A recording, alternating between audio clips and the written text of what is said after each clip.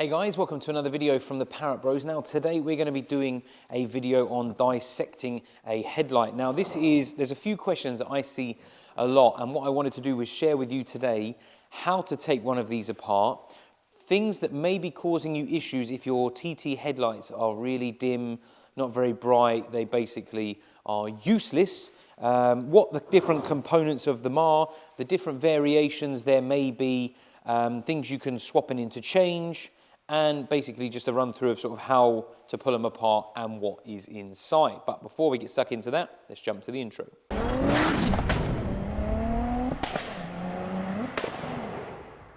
So you're watching this video because you may be interested in why your lights are not very good, or you want to see how these are split apart, or you just love watching the Parrot Bros and everything that I do. Now, tools-wise, you don't need a great deal for this. Of course, you need to get your headlight out, which is a little bit of a fiddly job. Ideally, you want to take the front bumper off because there's 4 fixings. 2 on the top, which are in the engine bay, fully accessible down from the top. This one here, which is on the inside, basically behind your grille into the front sort of panel. And then there's a fixing here, which goes on a bracket I prepared earlier, which hooks over like that and then bolts into the side of the chassis.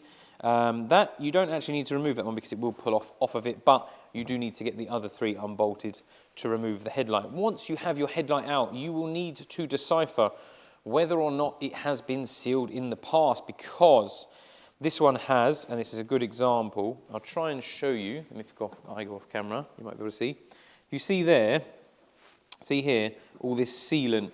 So someone's tiger sealed it or done something similar in the past. If you don't have that, then your headlight is original and probably has not been apart in the past. Now, there's only a couple of tools that you really need for this.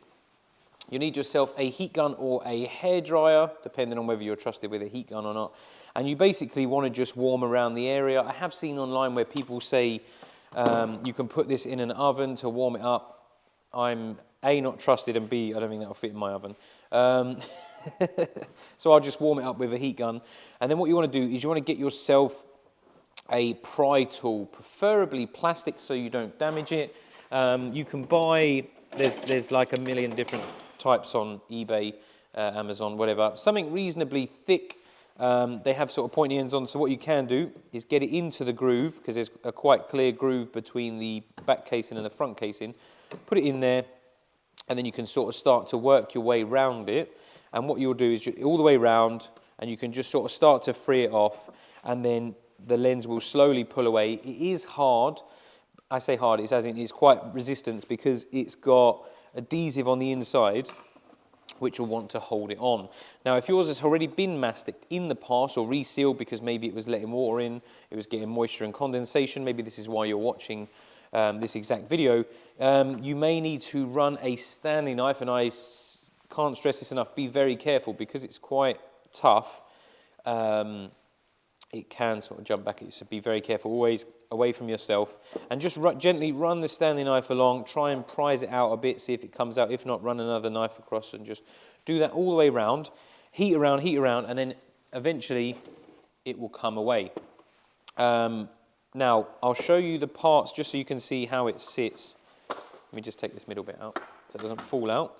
And basically, it's quite a simple, so this edge here is just, it just pushes in to a channel on the headlight. Now, on the headlight, there's like a U-shaped channel here, which is where it pushes into. So that's where the mastic is going to be, the original sealant, or if they've masticed it in the past.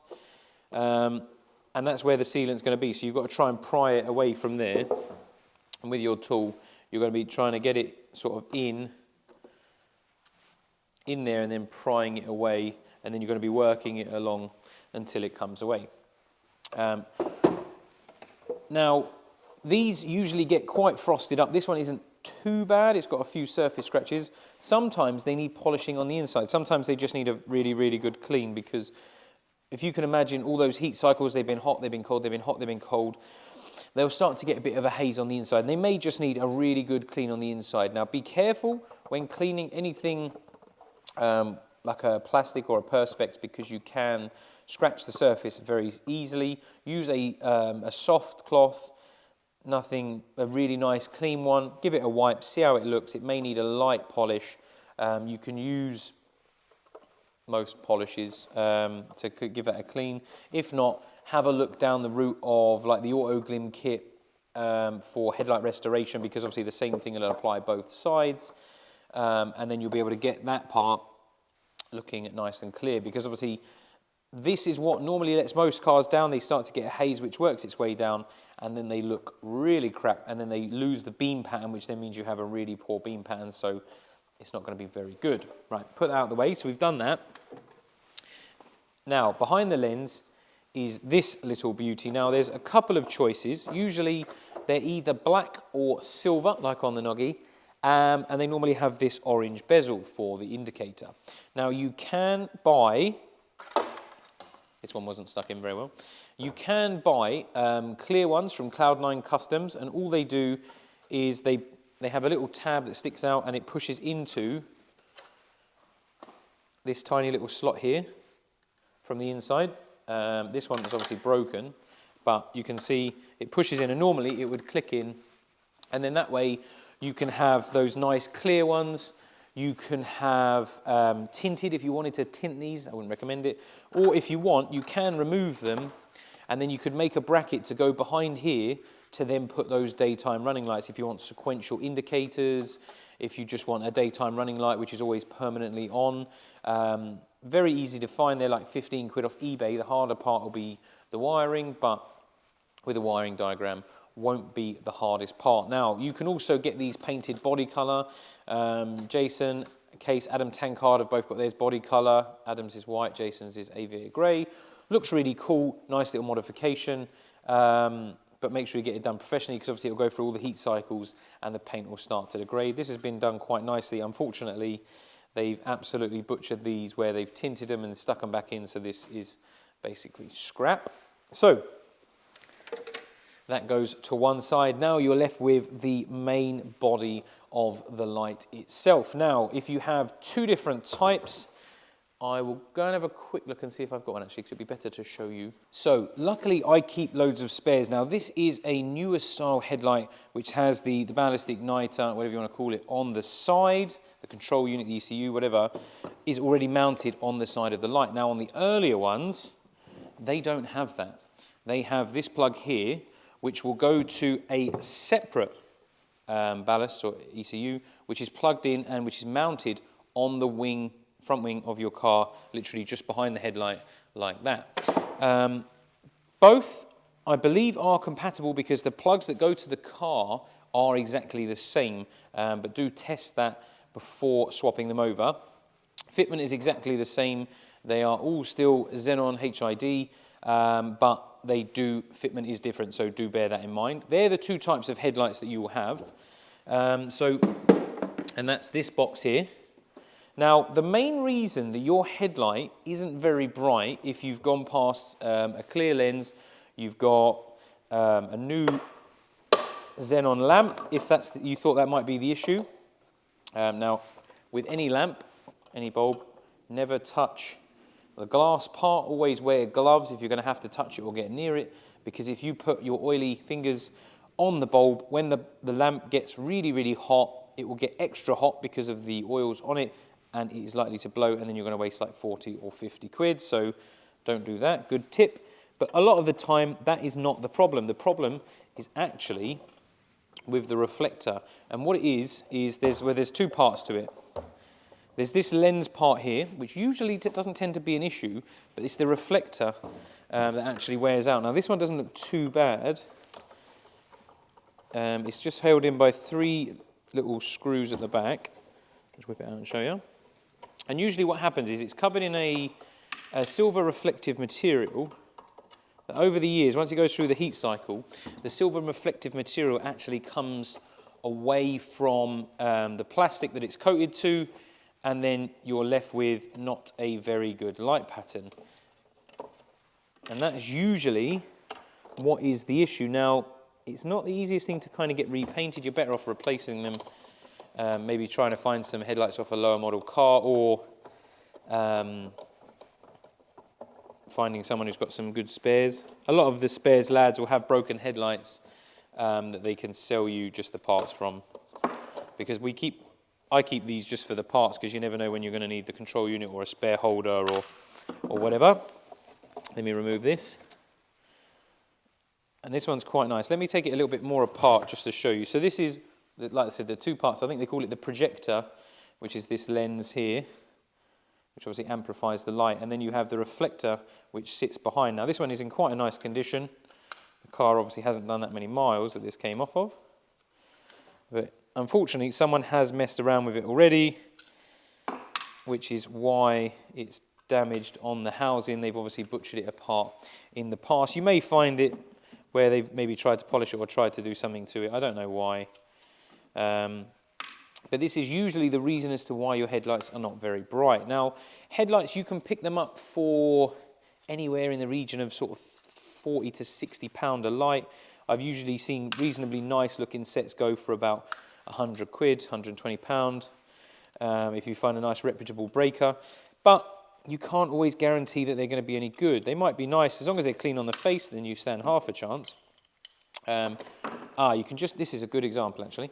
So you can see here, well you can see that, let me get a torch. If you can see there, see that browning at the bottom, that's where the coating is starting to come off. So this is a perfect example. You can see near the bottom, there's like a faded spot. I can't hold the light hand point.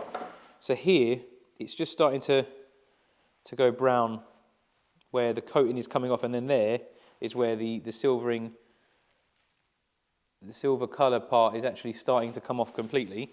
So this one's on its way out, but it's still perfectly serviceable compared to some, because some I've seen, they've been brown from right at the back there, right the way to the front, whereas this one is just starting to go.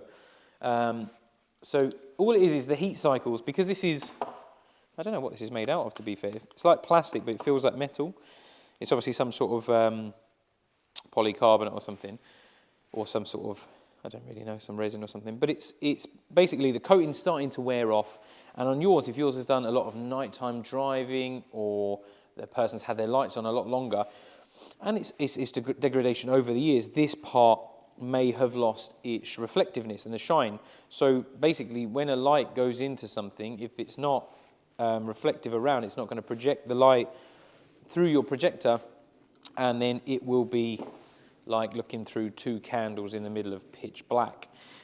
So yeah, there's not really a lot else to discuss with these. Of course, you've got your main beam and you've got secondary parts and your your indicator at the bottom.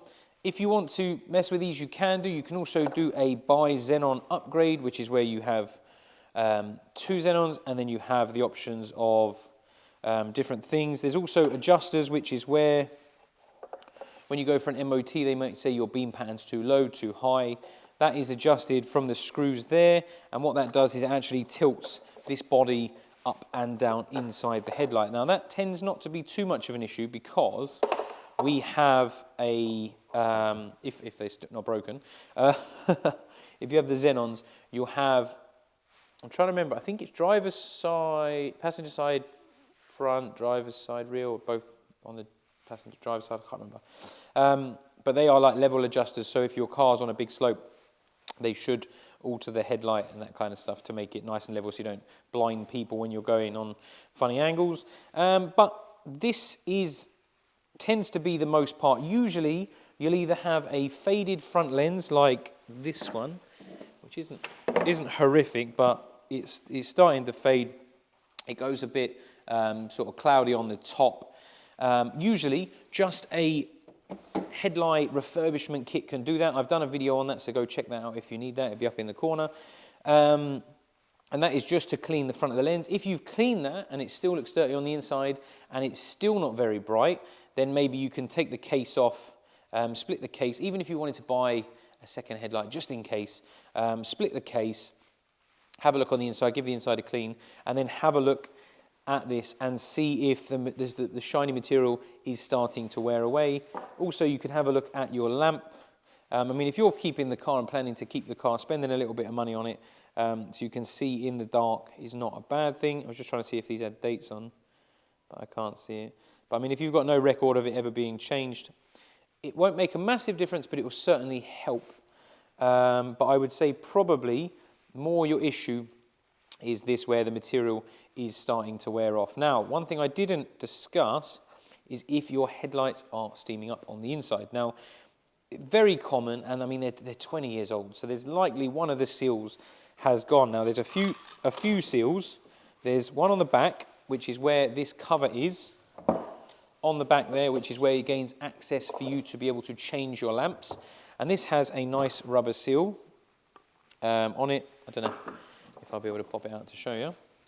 But it has a nice rubber seal on it, which could be failed. There you go. Oh, it's like a foam rubber seal on this one. And that goes in the back there.